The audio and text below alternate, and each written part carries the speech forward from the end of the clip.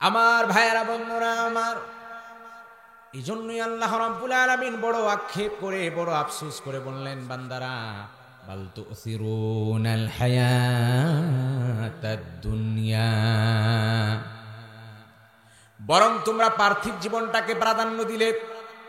আল হায়াতাদ দুনিয়া, দুনিয়ার জীবনটাকেই তোমরা প্রাধান্য দিলে।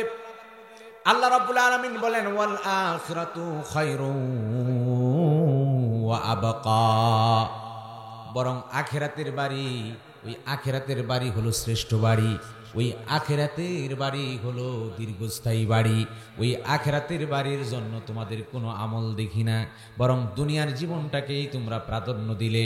আমার ভাইয়েরা বন্ধুরা আমার, ওই দুনিয়ার জীবন নশ্বর জীবন, একদিন শেষ হয়ে যাবে। এই দুনিয়া ছেড়ে মানুষ চলে যাবে, অন্ধকার কবর জগৎ শুরু হয়ে যাবে। ওই কবর দেশে বন্ধুরে আমার কেউ সঙ্গে যাবে না, কেউ সাথে যাবে না।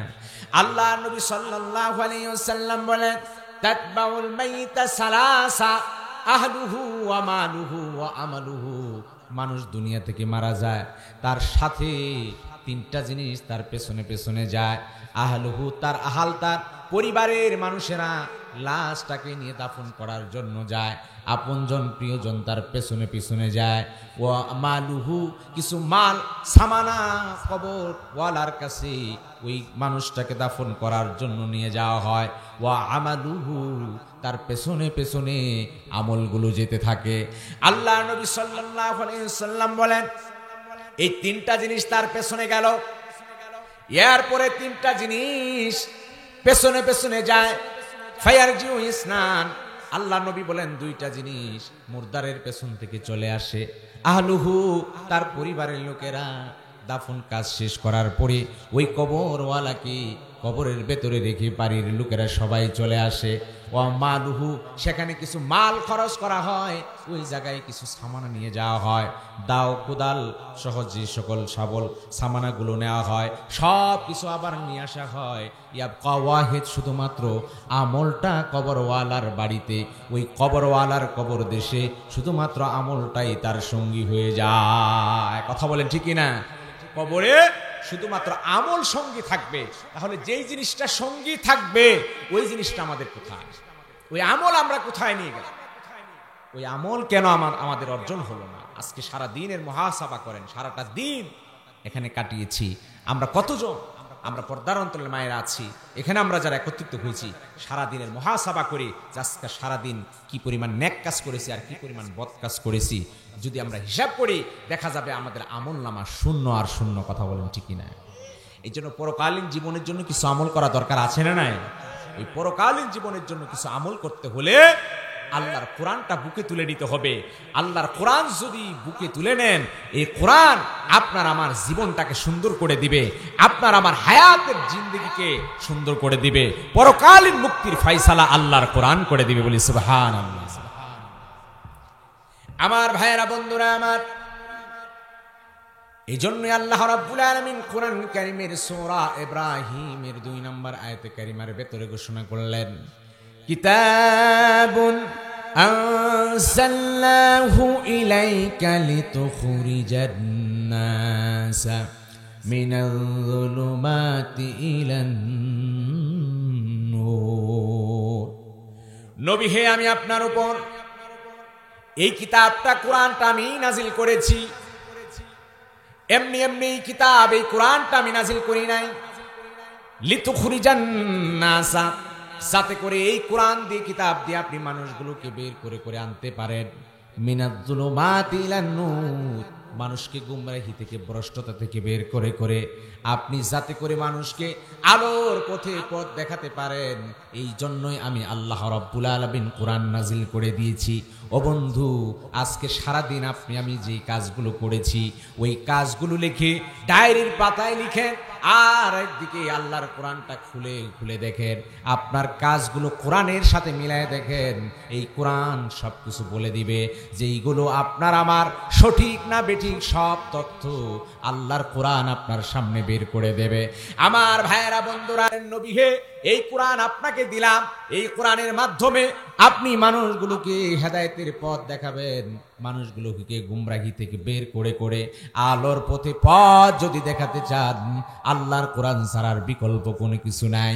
সুতরাং যদি সমাজ পরিবর্তন করতে হয়, রাষ্ট্র যদি পরিবর্তন করতে হয়, ব্যক্তি যদি শুধরাতে হয়, আল্লাহর কোরআনের কাছে আসতে হবে। এই কোরআনটা বুকে নিয়ে যারা জীবন গঠন করবে, আল্লাহ রাব্বুল আলামিন তাদের শান্তি সুখের জিন্দেগি দান করে দিবে। কোরআনের কাছে ফিরে আসতে হবে। এই জন্য কোরআনের কাছে থাকতে চাই কি চাই না? কারা কারা কোরআনকে মহব্বত করে কোরআনকে বন্ধু বানাতে চান, দুইটা হাত তুলে দেখান তো। লিল্লাহে তাকবীর। আল কোরআনের আলো, আল হাদিসের আলো, লিল্লাহে তাকবীর। আমার ভাইরা, আল্লাহ সুবহানাহু তাআলা আমাদেরকে এই কোরআন দিলেন। কোরআনের সাথে যদি সম্পর্ক লাগান, এই কোরআন আপনার আমার জীবনটাকে পরিবর্তন করে দিবে বলি সুবহানাল্লাহ। এজন্য নবীজি লক্ষাধিক সাহাবীদের মাঝে বললেন, তারাকতু ফিকুম আমরাইন, তোমাদের মাঝে দুটো জিনিস রেখে গেলাম, লাংতে দিল্লু, তোমরা কখনো পথ হারা হবে না।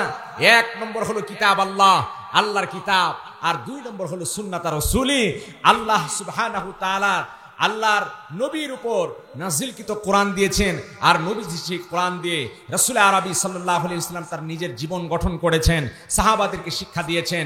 রাসূল আরবি সাল্লাল্লাহু আলাইহি ওয়াসাল্লামের সুন্নাহ, কোরআন এবং সুন্নাহ, এই দুইটাকে যারা আঁকড়ে ধরবে, আল্লাহ সুবহানাহু তাআলা তাদেরকে সকল প্রকার পথভ্রষ্টতা থেকে ফিরিয়ে আল্লাহ সুবহানাহু তাআলা হেদায়েতের রাস্তা খুলে দিবেন বলি সুবহানাল্লাহ। এই জন্য এই কোরআনের ভিতরে আল্লাহর নবীর জীবনী আছে না নাই? কথা বলেন, আছে না নাই? আযানের ভিতরে নবীজির নাম আছে না নাই? নামাজের ভিতরে নবীজির নাম আছে না নাই? প্রত্যেকটা আমলের ভিতরে নবীর নাম আছে। কারণ কোরআন খুলবেন তো নবীর জিন্দেগি পেয়ে যাবেন, কোরআন পড়ে দেখবেন নবীর আদর্শ পেয়ে যাবেন। কথা বলেন ঠিক কিনা?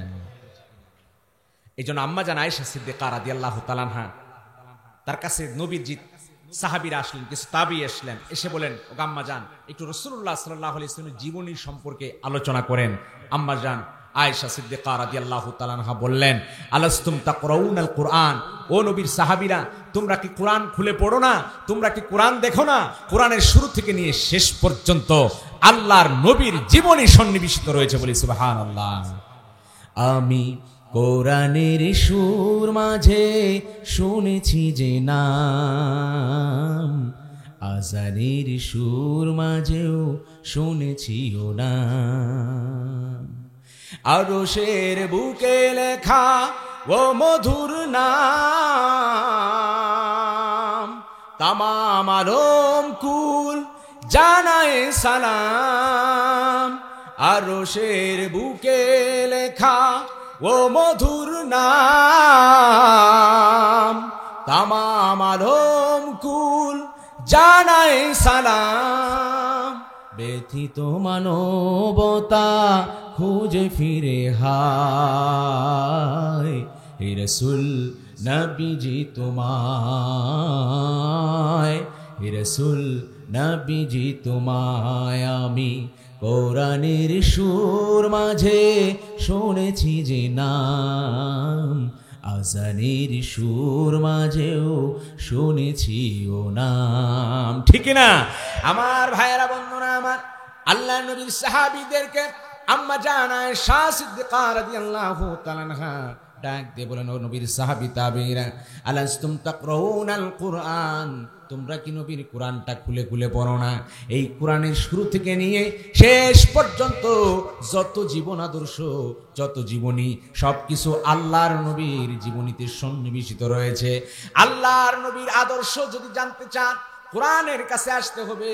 এই কোরআন কারীম আপনাকে আমাকে এমন একটা রাস্তা দেখায় দিবে, যেই রাস্তার ভিতরে কোনো বক্রতা নাই, যেই রাস্তার ভিতরে কোনো তেরা বেঁকা নাই, এমন সরল সঠিক রাস্তা আল্লাহ রাব্বুল আলামিন কোরআনের মাধ্যমে দান করে দিবে। এই জন্য আল্লাহ রাব্বুল আলামিন ডাক দিয়ে বলেন, ইন্না হাযাল কুরআনা ইয়াহদি লিল্লাতী হিয়া আকওয়াম, নিশ্চয়ই কোরআন কারীম এমন একটা রাস্তা তোমাদেরকে দেখাবে, সেই রাস্তাটা সরল সঠিক, যেই রাস্তা একেবারেই সরল সঠিক, যেই রাস্তার ভিতরে কোনো বক্রতা নাই, এমন সুন্দর এমন সঠিক রাস্তা যদি পেতে চান আল্লাহর কোরআনের কাছে আসতে হবে। এই কোরআন যদি গভীর মনোযোগ দিয়ে শোনেন আপনি ঠকবেন না। এই কোরআন শুনলে আল্লাহ রাব্বুল আলামিন যারা কোরআনের আজমতে চুপ হয়ে যায়, নীরব নিস্তব্ধ হয়ে যায়, আল্লাহ রাব্বুল আলামিন তাদেরকে আসমান থেকে রহমত নাজিল করে দেন। আল্লাহ রাব্বুল আলামিন ডেকে বলেন, ইযা কুরিয়াল কুরআনু ফাসতামিউ লাহু ওয়া আনসিতু লাআল্লাকুম তুরহামুন। যখন তোমাদের সামনে আল্লাহর কোরআনটা খুলে খুলে পড়া হয়, এই কোরআনটা গভীর মনোযোগ দিয়ে শোনো, ওয়া আনসিতু, আর নীরব নিস্তব্ধ হয়ে যাও। এই কোরআনের সম্মানার্থে যদি তোমরা নীরব নিস্তব্ধ হয়ে যাও, আল্লাহ রাব্বুল আলামিন এই কোরআনের খাতিরে তোমাদের উপর রহমত নাজিল করবেন।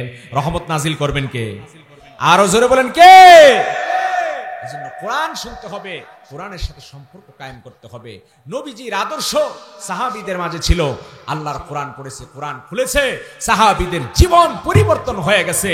আল্লাহর নবীর সাহাবারা তাদের জীবনকে বিলীন করে দিয়েছে। আল্লাহর নবী সাল্লাল্লাহু আলাইহি ওয়াসাল্লামের, নবী মুহাম্মদ রাসূলুল্লাহ সাল্লাল্লাহু আলাইহি ওয়াসাল্লামের প্রেমে পাগল পাড়া হয়ে নিজেদের কলিজা, নিজেদের রক্ত সব কিছু বিলীন করে দিয়েছে। তবু আল্লাহর নবীর ভালোবাসা থেকে তারা এক চুল পরিমাণ পিছপা হয় নাই বলি সুবহানাল্লাহ।